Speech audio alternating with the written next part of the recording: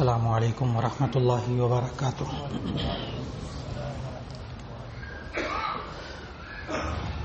نحمده ونصلي على رسوله الكريم، اما بعد فاعوذ بالله من الشيطان الرجيم، بسم الله الرحمن الرحيم۔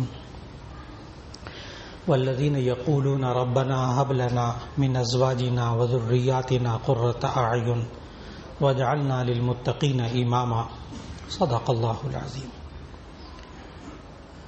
اللہ رب العزت نے انسان کو اولاد کی جو نعمت عطا فرمائی ہوتی ہے، اس کے لیے اللہ تعالیٰ نے سورہ فرقان کے آخر میں یہ دعا سکھائی ہے۔ جو بے اولاد ہوں ان کو بھی یہ دعا مانگنی چاہیے، جو اولاد والے ہوں ان کو بھی یہ دعا خوب مانگنی چاہیے۔ سورہ فرقان کے آخر میں یہ دعا ہے، جب میں اس کا ترجمہ عرض کروں گا تو ہر دل سے آمین نکلتی ہے، کیونکہ آج یہ ہر گھر کی ضرورت ہے یہ دعا جو خود اللہ تعالیٰ نے سکھائی ہے۔ اللہ تعالیٰ نے یہ دعا سکھائی، والذین یقولون ربنا هب لنا من ازواجنا وذریاتنا قرۃ اعین۔ اے اللہ، ہمیں اپنے گھر والوں سے، اپنی اولاد سے آنکھوں کی ٹھنڈک عطا فرما۔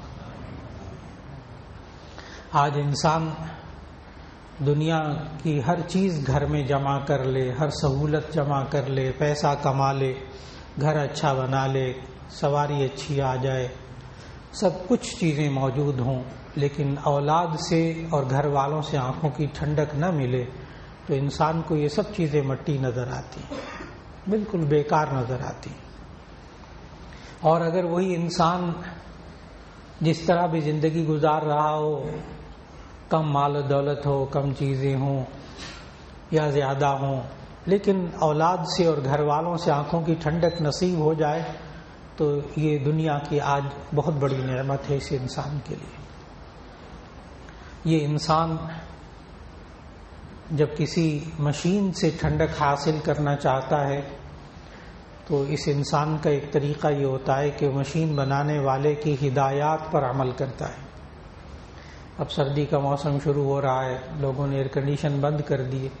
جب گرمی کا موسم آتا ہے ہم ایئر کنڈیشن سے ٹھنڈک حاصل کرنا چاہتے ہیں تو ہم اس ایئر کنڈیشن بنانے والے کی ہدایات پر بہت عمل کرتے ہیں۔ کیسی بجلی لگانی ہے، کتنا اونچا لگانا ہے، کس سائٹ پہ لگانا ہے، بڑا باریک بینی سے خیال کرتے ہیں جب ہم ایک مشین سے ٹھنڈک حاصل کرنا چاہتے ہیں۔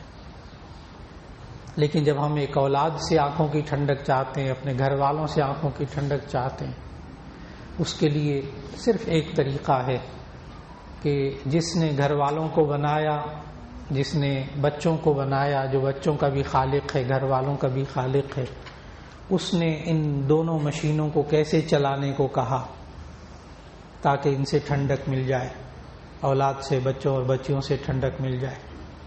تو صرف اس کا ایک طریقہ ہے کہ اللہ اور اس کے رسول صلی اللہ علیہ وسلم کے طریقوں کے مطابق اپنی اولاد کی پرورش کی جائے، ورنہ اولاد سے، گھر والوں سے آنکھوں کی ٹھنڈک نہیں ملا کرتی۔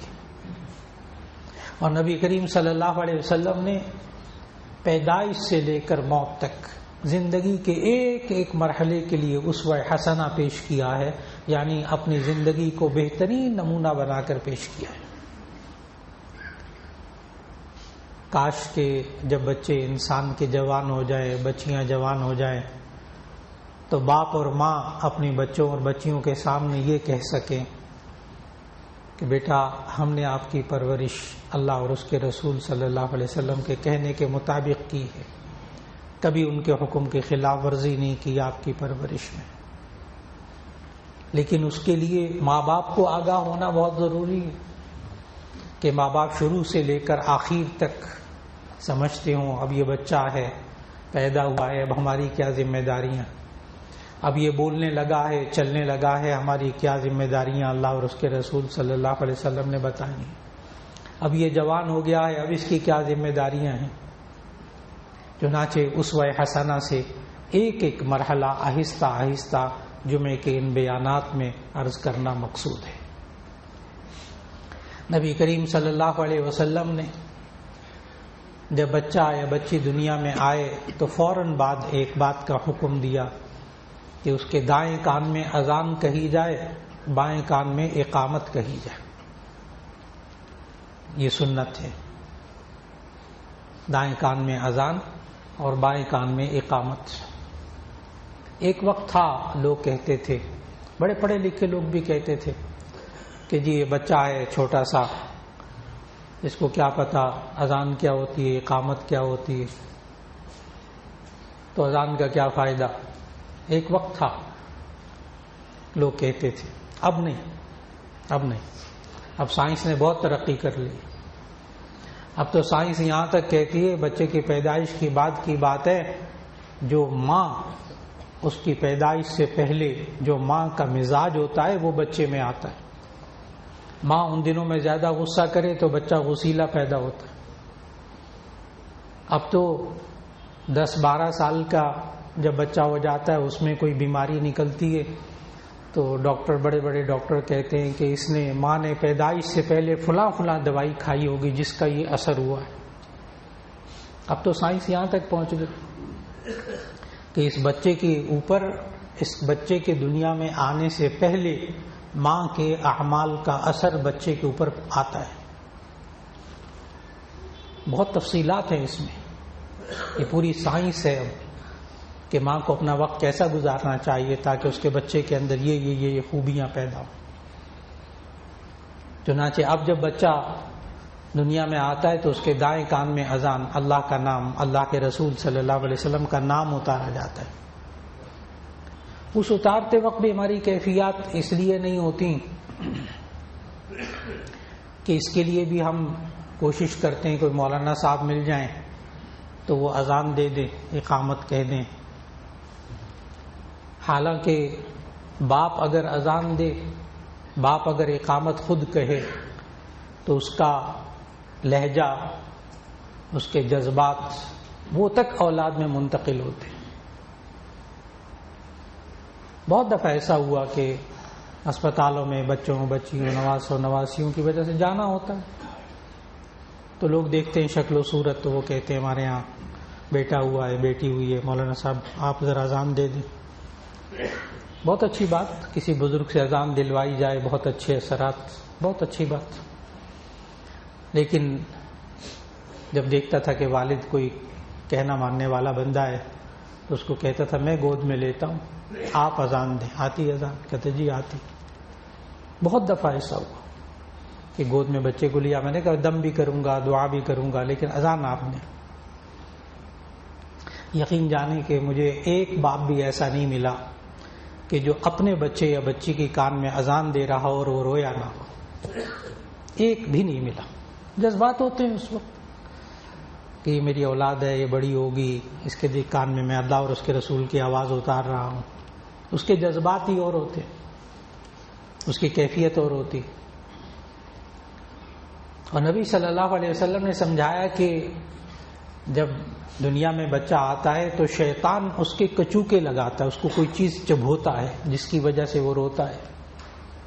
جب انسان، شیطان اس کو احساس دلاتا ہے کہ دیکھ اب میں موت تک تیرے ساتھ ہوں، کیونکہ اس نے قسم کھائی تھی نا اللہ کے سامنے جب اس کو جنت سے نکالا گیا، فَبِعِزَّتِكَ لَأُغْوِيَنَّهُمْ أَجْمَعِينَ، تیری عزت کی قسم میں ان سب کو اغوا کروں گا۔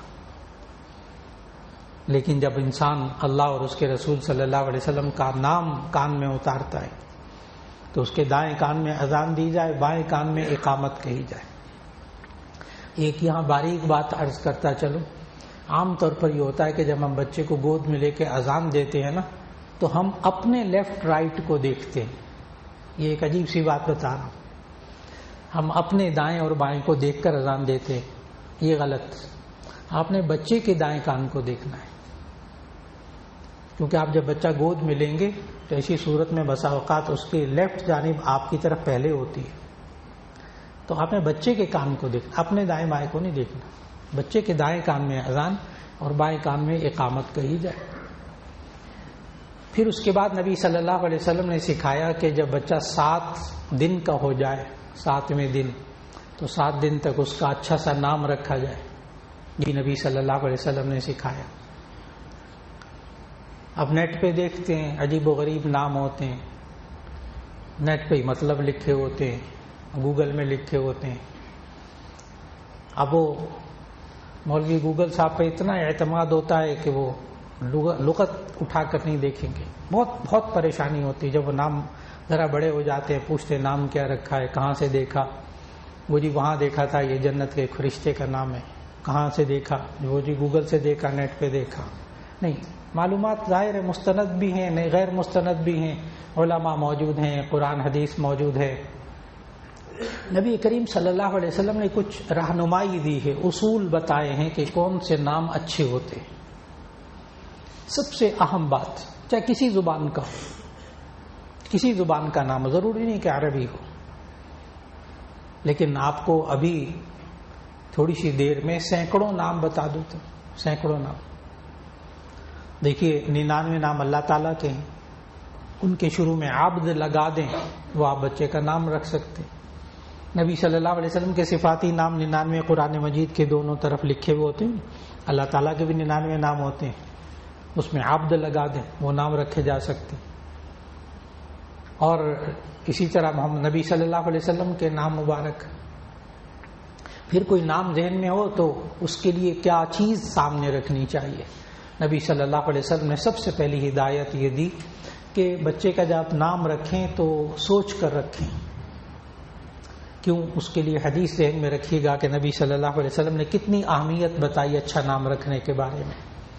فرمایا ما نحل والد لولد اول ما نحل والد لولد اسمہ فلیحسن اسمہ، کہ باپ اپنے بچے کو سب سے پہلا جو تحفہ دیتا ہے نا، اس کا نام ہوتا ہے، اس لیے اس کا اچھا نام رکھ لے. اور یہ تحفہ ایسا ہے ساری زندگی، بلکہ زندگی کے بعد بھی ساتھ رہتا ہے. اب وہ اچھا نام کیا ہوتا ہے؟ اس کے لیے سب سے پہلی خصوصیت نبی صلی اللہ علیہ وسلم نے یہ سمجھائی کہ اس نام میں شرک نہ ہو. شرک نہ ہو. نبی صلی اللہ علیہ وسلم کے سامنے اس وقت صحابہ ایمان لاتے تھے جو پہلے مشرک ہوتے تھے. نبی صلی اللہ علیہ وسلم نام بدلتے تھے، ان کے شرکیہ نام ہوتے تھے. مشہور صحابی حضرت ابو ہریرہ رضی اللہ تعالی عنہ، یہ ابو ہریرہ ان کی کنیت تھی، لیکن نام جو تھا ان کا عبد شمس تھا. جب وہ اسلام انہوں نے قبول کیا، عبد شمس، شمس کہتے ہیں سورج کو، عبد شمس کا معنی سورج کا بندہ. ظاہر ہے شرکیہ نام ہے، شرک ہے، یہ تو اللہ کا بندہ ہوتا ہے، سورج کا وہ بندہ تو نہیں ہوتا. تو نبی صلی اللہ علیہ وسلم نے ان کا نام بدلا اور ان کا نام جو ہے عبد الرحمن رکھا، حضرت ابو ہریرہ رضی اللہ تعالیٰ عنہ کا نام. تو شرک نہ ہو اس نام کے اندر. دوسری بات نبی صلی اللہ علیہ وسلم نے یہ سمجھائی کہ اس نام کا مطلب اچھا ہو. جیسے ایک صحابی ہیں، وہ اسلام لائے تو ان کا نام تھا مرہ، میم رے گول ہے، مرہ. مرہ کا معنی ہوتا ہے کڑوا. تو نبی صلی اللہ علیہ وسلم نے کہا نام بدلو، یہ تو مومن تو کڑوا نہیں ہوتا. تو ایمان لانے کے بعد ان کا نام بدلا. ایک خاتون تھی، ایک لڑکی، وہ اسلام انہوں نے قبول کیا تو ان کا نام تھا عاصیہ، عین الف صاد یہ ہے عاصیہ. اس کا معنی ہوتا ہے نافرمان عورت. عاصیہ نافرمان. ایک عاصیہ ہوتا ہے، الف سین یہ ہے، وہ نام ٹھیک ہے، اس کا معنی ہوتا ہے آرزو رکھنے والی، وہ نام ٹھیک. لیکن عاصیہ نام تھا اس خاتون کا جب انہوں نے اسلام قبول کیا. تو نبی صلی اللہ علیہ وسلم نے فرمایا کہ مومن عورت تو نافرمان نہیں ہوتی. تو اس کا نام جمیلہ رکھا، خوبصورت عورت، جمیلہ نام رکھا. تو نبی صلی اللہ علیہ وسلم نے دوسری چیز کیا بتائی کہ نام کا مطلب اچھا ہو. پھر اس کے بعد نبی صلی اللہ علیہ وسلم نے ایک اور بات بھی سکھائی کہ وہ غیر مسلموں کی پہچان نہ ہو. وہ نام آپ نام لیں تو کہیں وہ غیر مسلم محسوس نہ ہو.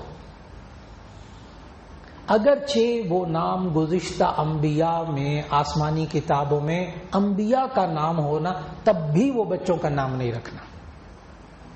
گزشتہ آسمانی کتابوں میں اگر وہ نبی کا نام بھی ہو تب بھی اس سے بچنا ہے. اس کی مثال دینے لگا. جیسے داؤد علیہ السلام، داؤد علیہ السلام، اب بائبل پہ ان کا نام ہے ڈیوڈ. ڈیوڈ، آپ بچے کا نام داؤد تو رکھ سکتے ہیں، ڈیوڈ نہیں رکھ سکتے. نبی کا نام آیا. گزشتہ آسمانی کتابوں میں، لیکن چونکہ یہ غیر مسلموں کی پہچان، آپ نہیں نام رکھیں گے۔ اسی طرح یوسف یہ نبی کا نام، لیکن بائبل کی زبان میں اس کو جوزف کہتے ہیں، جوزف۔ آپ اپنے مسلمان بچوں کا نام جوزف نہیں رکھیں گے، یوسف رکھیں گے، اگر یہ جوزف نبی کا نام بائبل کے مطابق۔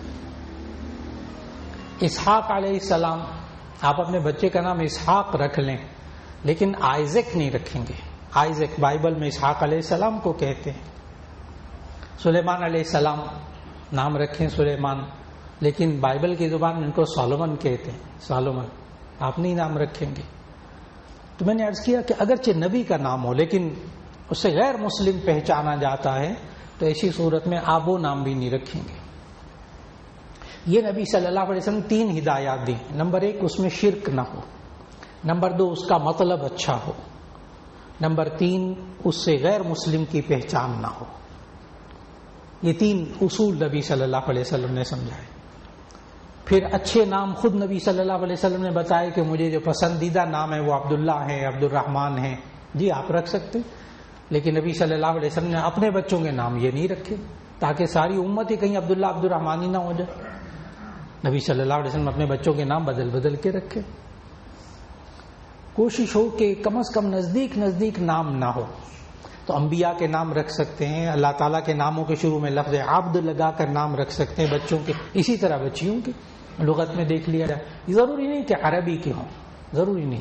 اب یوسف ہے، عربی زبان کا نام نہیں ہے، عبرانی زبان کا نام ہے۔ یوسف عبرانی زبان کا، عربی میں لفظ کوئی نہیں ہے، لیکن جائز۔ تو آپ کسی بھی زبان کا نام رکھ سکتے ہیں۔ آپ پنجابی میں زبان نام رکھ سکتے ہیں، آپ سرائکی میں نام رکھ سکتے ہیں، آپ فارسی میں نام رکھ سکتے ہیں، عربی میں نام رکھ سکتے ہیں۔ صحابہ اتنے سارے ماشاءاللہ، ان کے نام رکھ سکتے ہیں، بیٹیاں ازواج مطہرات کے نام رکھ سکتے ہیں۔ میں نے پنجابی اور سرائکی کا جو ذکر کر رہا ہوں وہ اس لیے کہ بس اوقات علاقائی طور پر نام رکھ دیے جاتے ہیں، ان کا مطلب اچھا ہوتا ہے۔ جیسے ہم عربی میں کہتے ہیں عطا اللہ عربی میں کہتے ہیں، لیکن جب پنجابی میں آپ اس کا ترجمہ کرتے ہیں عطا اللہ کا، تو اس کا ترجمہ ہوتا ہے اللہ دیتا۔ بالکل ٹھیک، نام رکھ سکتے ہیں پنجابی میں۔ اور اگر سرائکی میں نام رکھیں، عطا اللہ کا ترجمہ کریں سرائکی میں، تو اللہ ڈیوایا، تو بھی ٹھیک ہے۔ آپ اپنی زبان میں نام رکھنا چاہے رکھ سکتے ہیں، لیکن مطلب اچھا ہو۔ اس لیے بچوں کے نام رکھتے وقت یہ ضرور رکھیں ذہن میں کہ اس کا مطلب اچھا ہو، اور شرکیہ اس میں نام نہ ہو، کیونکہ آپ اپنے بچوں کو ایک پہچان دینا چاہتے ہیں۔ باقی رہا یہ کہ جناب آپ فلاں دن یہ پیدا ہوا، فلاں تاریخ کو پیدا ہوا، ماں کا یہ نام ہے اور باپ کا یہ نام ہے اور دن یہ تھی، تاریخ یہ تھی، مولانا حساب لگا کر بتائیں کہ اس کا نام اچھا ہے۔ یہ جو حساب کتاب ہے نا، علم ابجد، نمبرنگ کا جو علم ہے، یہ انسانی ذہن کی پیداوار ہے۔ میں غلط نہیں کہہ رہا، میں کہہ رہا ہوں کہ یہ انسانی ذہن کی پیداوار ہے، اس کا تعلق علم الوحی کے ساتھ نہیں ہے، علم الوحی کے ساتھ نہیں۔ ہم تو اس چیز پر عمل کریں گے جو وحی الہی اللہ اور اس کے رسول صلی اللہ علیہ وسلم سے پتہ لگی۔ اس لیے نمبرنگ کے ذریعے ناموں کو تلاش کرنا، اچھا اور برا نام، بھاری اور ہلکا نام، یہ دین نہیں ہے، یہ دین نہیں ہے۔ اور اسی طرح ناموں کے لیے یہ کہنا کہ یہ بھاری نام ہوتا ہے، یہ ہلکا نام ہوتا ہے، یہ بھی دین نے نہیں سکھایا۔ بھاری نام ہو جس کا مطلب غلط ہو، جس کا شرکیہ نام، جس میں شرک موجود ہو، وہ ہے بھاری نام، لیکن مطلب اچھا ہے، بس نام بدلنے کی ضرورت نہیں۔ بہت بیمار رہتا ہے بچہ، اس کا نام بدل دیں تاکہ یہ تندرست ہو جائے۔ یہ سب سے پہلے دیکھیں اس نام کا مطلب درست ہے کہ نہیں، مطلب درست ہے، قرآن و سنت کے مطابق ہے، بدلنے کی ضرورت نہیں۔ اپنی تسلی اور اطمینان کے لیے بدلنا چاہے تو گناہ نہیں، جائز ہے نام کو بدلنا۔ اللہ رب العزت ہمیں اب آہستہ آہستہ جمعوں میں اسوہ حسنہ سے، نبی صلی اللہ علیہ وسلم کے اسوہ حسنہ سے زندگی کے ہر مرحلے کے بارے میں ہمیں کیا رہنمائی مل رہی ہے، اس کا تذکرہ اللہ تعالیٰ کرنے کی توفیق دے دے۔ وآخر دعوانا ان الحمد للہ رب العالمین۔